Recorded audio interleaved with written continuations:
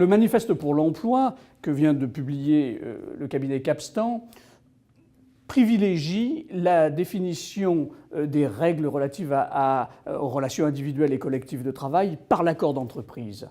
L'accord d'entreprise s'applique s'il est conclu. La loi, le Code du travail s'applique s'il n'y a pas d'accord collectif. Alors, l'accord collectif n'intervient pas pour autant dans une jungle sociale absolue. Il appartiendra au législateur d'identifier les droits fondamentaux du salarié. Il s'agit des droits sur la santé du salarié, des droits sur l'accès à l'information sur la situation de l'entreprise, les droits de la défense.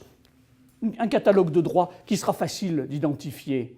Et bien sûr, l'accord d'entreprise devra respecter ces droits. Ce qu'il importe, c'est de noter que ce changement de logique qui consiste à privilégier l'accord d'entreprise sur la loi, elle sous-tend 3 évolutions.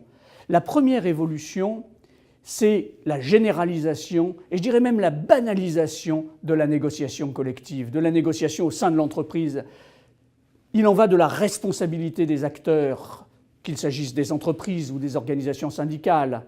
C'est à eux qu'il appartient de définir les conditions qui permettront effectivement le développement de la négociation collective et le traitement de l'hypothèse de l'échec.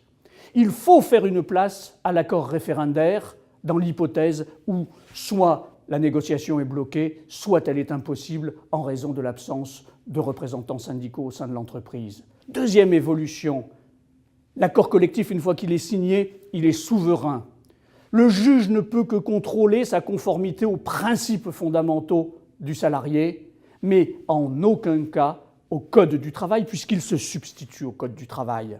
Troisièmement, l'accord d'entreprise doit s'imposer à la relation individuelle de travail. Ceci entraîne 2 conséquences. La première, c'est que l'accord collectif, l'accord d'entreprise doit pouvoir reconnaître des avantages catégoriels de façon à pouvoir identifier les salariés au travers de leur catégorie professionnelle. Deuxième conséquence, la relation individuelle de travail doit s'adapter au même rythme que l'entreprise et donc au même rythme que l'évolution de l'accord d'entreprise. Si l'accord d'entreprise évolue, la relation individuelle de travail doit évoluer également.